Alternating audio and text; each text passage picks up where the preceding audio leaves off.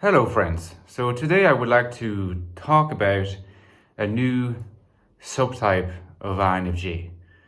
Well, in fact, as you'll soon realize, it isn't exactly a new subtype of INFJ.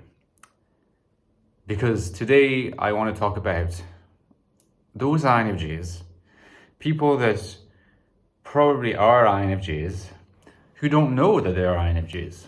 So you understand what I'm saying? I'm talking about people who, if you were to meet them, if they were to join our communities, if we were to talk and exchange experiences, would come to the conclusion that they are part of the INFJ family. But the fact of the matter is, they are not a part of our communities. They're not, maybe they never were exposed to any kind of MBTI test, Myers-Briggs test, Jungian cognitive functions test. They were never made aware of it.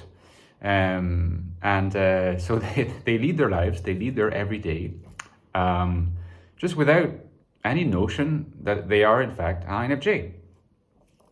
So you can see that this is not really a subtype of INFJ. It's more like this kind of fairly big category of people that, given other conditions, would be typed INFJ, but are not typed, are not aware of their type, maybe don't care about such things, and are just leading their lives in, just being oblivious to the existence of that whole framework. The existence of this category of INFJ is important for a number of reasons, and it's too often ignored online, and probably also to some extent in my own videos. It's easy to forget them because we are always talking about people of certain types, and so the audience that we kind of automatically, kind of unthinkingly have in mind is always an audience that has taken an interest in the theory, has taken tests, has done some self-reflection, some soul-searching, and has come to the conclusion that they are ISFP, or INTJ, INFJ, ENFP, and so forth. So when you consider this, it is kind of a sobering reflection to be reminded of the fact that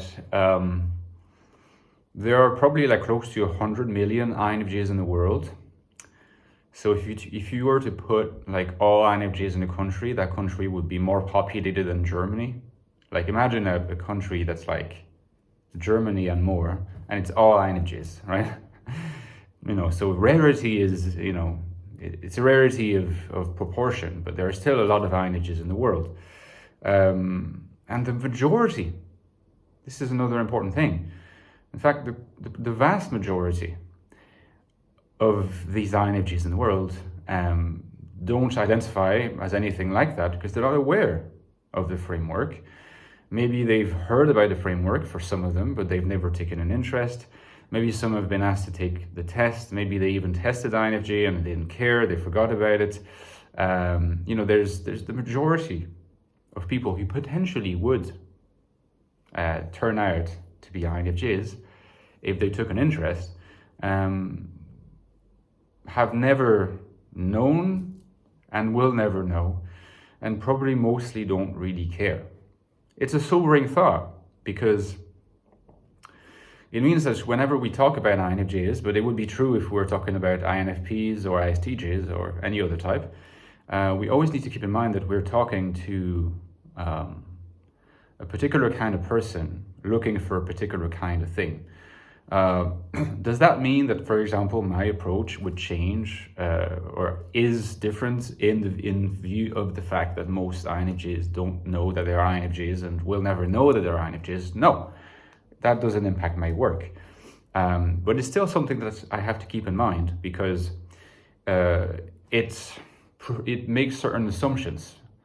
Taking the position that I take makes certain assumptions also about people who would in other circumstances be happy to type themselves INFJ for circumstances, like I said, maybe of geographical location, of job or interest or proclivities or family values or whatever. So What can we say then? Right? You see, one of the important assumptions that we have to make, right, is that most people get by without type, okay? Most people are happy to play along the game of life and reality without need of that kind of specific framework, narrative, and vocabulary that is the INFJ experience. And I want to reiterate that will be the case for each and every type. Again, the reason here being that the majority is not aware. And we're talking about millions and millions of people. So it does not make a lot of sense to imagine that all these people are somehow suffering from just their lack of familiarity with the framework, and that really, if only they could come to know the framework, their lives would be so immeasurably more meaningful, enhanced, better, enriched, and so on and so forth. It just doesn't really hold up. I mean, it would be the case, certainly, of some people, maybe a significant number of people. And in fact, in that number of people, there will be people later today, tomorrow, next week, next month, next year, who will come into contact with the theory, and for whom the theory will provide words that maybe they didn't have at their disposal to describe certain kinds of experiences, certain kind of challenges they have, how they view the world, how they can work on themselves, how can they work on their relationship with other people, and that would be of help to them. And that in itself justifies the legitimacy of our particular narrative, our particular theory. Jungian existentialism in my case. But there's also people who will just get by and won't need that, and will be happy without it. So this ought to inspire in us a certain level of humility.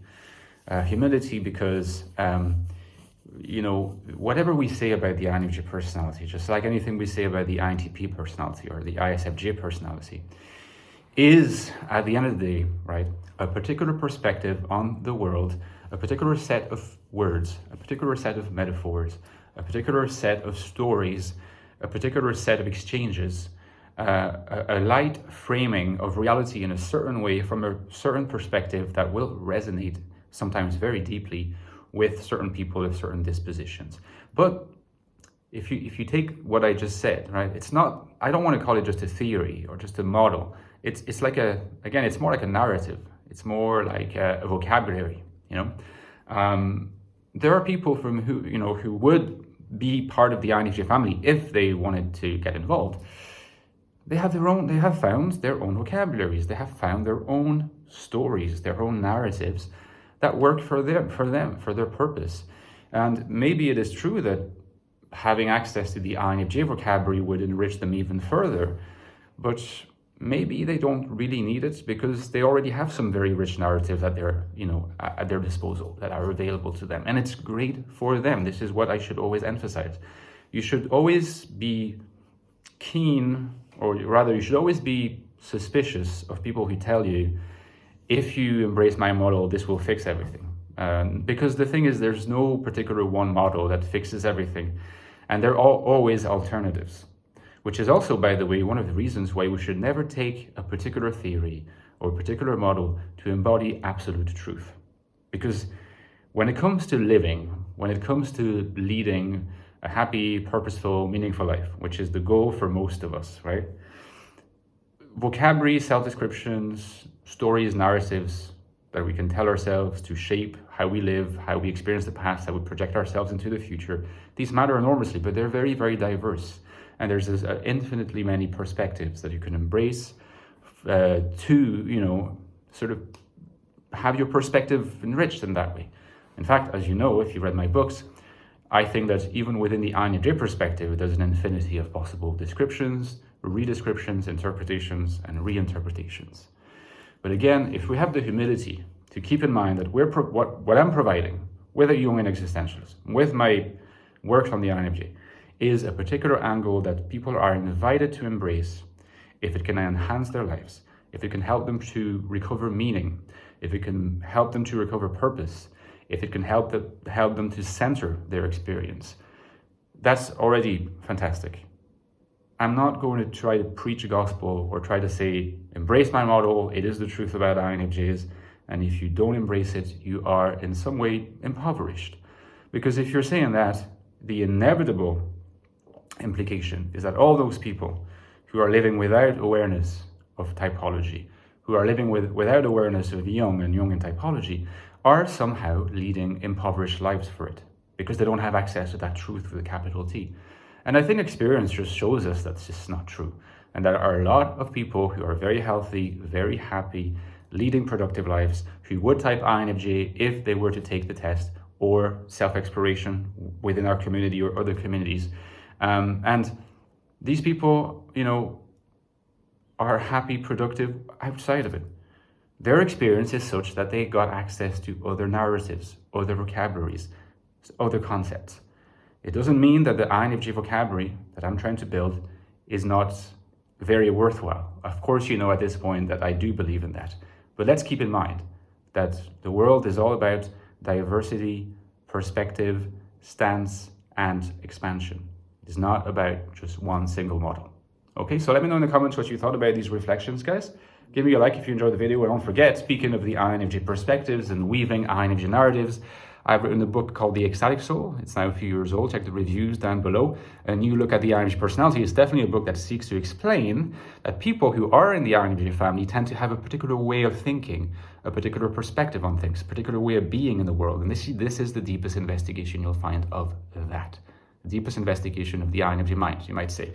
Its sequel, which is the first link you'll find below, is The Infinite Soul, INFJ Life in the Modern World, which looks precisely at how to live in the world when you are an INFJ, you know you're an INFJ, and you struggle with authenticity, you find the world kind of hostile, you don't know exactly how to be in the world, and there seems to be a paradox between either just asserting yourself as an INFJ and not being happy, or concealing it and perhaps being happier. I think this is a trap. This is not going to work out. The key is to live an authentically INFJ life, to find purpose, meaning, and value in the world as an INFJ. Sounds hard? This book explores in detail how to do it, okay? And as usual, guys, don't forget my Patreon page is down below. There is the link to my Patreon. It is the lifeblood of my channel, the lifeblood. I could not do it without you. I depend on your kind donations to help me keep going with this channel, so please consider it. As you know by now, you get access to a special Discord, to the community on Patreon, to bonus videos every 2 weeks, to me, potential informal typings, and more. So if you're interested, check Patreon link below, and see you next time, guys. Bye-bye.